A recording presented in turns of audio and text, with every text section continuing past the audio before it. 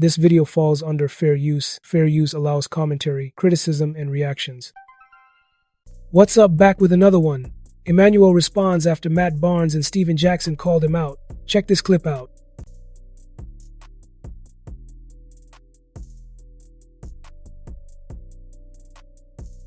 Let me clarify some things. I'm not a fan or in a fan club.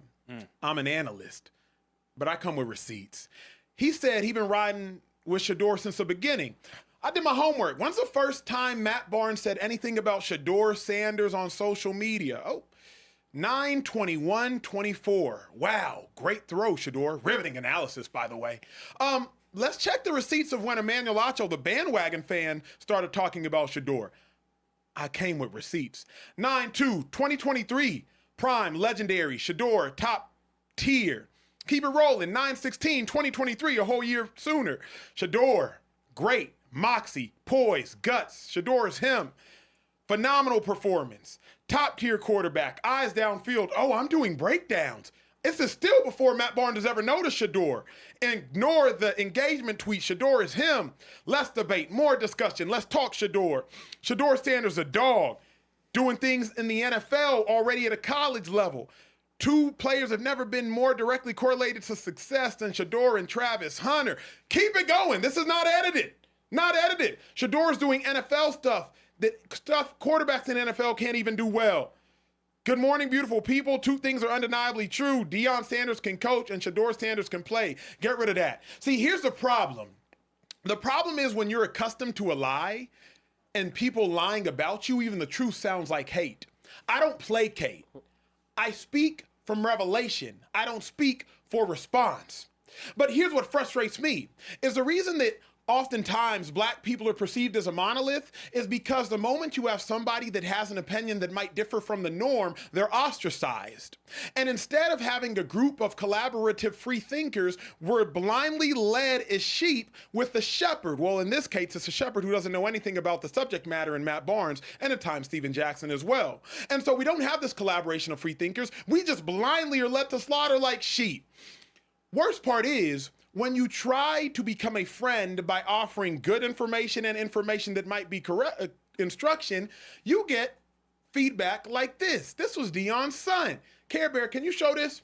Yeah. In April 2021, I say this, a question that is actually now in retrospect been a pretty good question. Hey, is Jackson Dart actually quarterback number 2 ahead of Shadeur Sanders? You're smart. Watch the tape and see for yourself. I always come with tape and come with film. Bucky, or Deion Sanders Jr., he quote tweets it, and he says, I was blind, but now I see. Listen to the video. Shut the fuck up. Shut the fuck up. So I offer a question simply saying, hey, is Jackson Dart actually QB2? Based on the tape. By the way, Jackson Dart got drafted second, and you could also suggest Jackson Dart looks like the best rookie quarterback thus far. But based on the tape, and now Bucky gonna say that to me? Once clips of Emmanuel's older takes resurfaced, folks began breaking everything down, and that's why this conversation is spreading the way it is. Somebody that's been in the Sanders family's corner the entire time?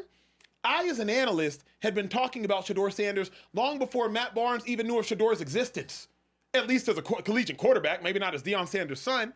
And now you are the gatekeeper both for what is pro-black, and you're also the gatekeeper of what is pro-Shadeur. You're a fan. I'm an analyst. There is a large delta between the two of I, as far as the East is from the West. A large gap between my level of knowledge on football, my level of knowledge of Shadeur as a quarterback, and my level of knowledge of what's actually going on in the NFL and in college basketball. You got to know your role, you got to know your limits, and you got to know your limitations, Matt Barnes. And you're speaking now beyond your limitations. And I will also say this. It's the last thing I'm going to say. It's the last thing I'm going to say. Is I'm not a hater when I'm telling truth that you don't necessarily like or agree with. And the dilemma is people don't know the difference between truth and hate. People just run to, let me go here. If we're being honest, Matt and Stat, they do this often. They tether themselves to polarizing black issues that they only tether themselves to because they become polarizing, and they need that to continue to leverage their brand. I never watched a track meet in their life. All of a sudden got a lot to say about Sha'Carri Richardson. You even know what a good 100-meter dash time in women's is? You even know how many events are in a heptathlon? You know how many events are in a decathlon? You even know the difference between the short hurdles and the high hurdles, men and women? No. But you hear, oh, wait, polarizing issue. Let me step into the mix. Can you break down cover 2, cover 3, cover 4, 2-man, cover 6? Do you know what cover 6 is? Oh, polarizing black issue. Let me enter into the mix. I talk based on film, based on experience, based on legitimate knowledge and credentials. I ain't no hater. I'm just a truth teller. What's up? So what are my thoughts about this? Here's the thing. Whenever someone's older commentary and newer commentary get placed side by side, it creates a situation where the audience naturally forms its own judgment, and that's exactly what's happening with Emmanuel right now. Matt Barnes and Steven Jackson pointed out what they felt was inconsistency in how he talked about Shadeur Sanders, and once they said that on social platforms, the whole thing turned into a wider conversation. Emmanuel is responding by saying he never hated on Shadeur, and that the only reason he's being called out is because it brings attention and engagement, which is a common argument whenever these public disagreements start to build momentum.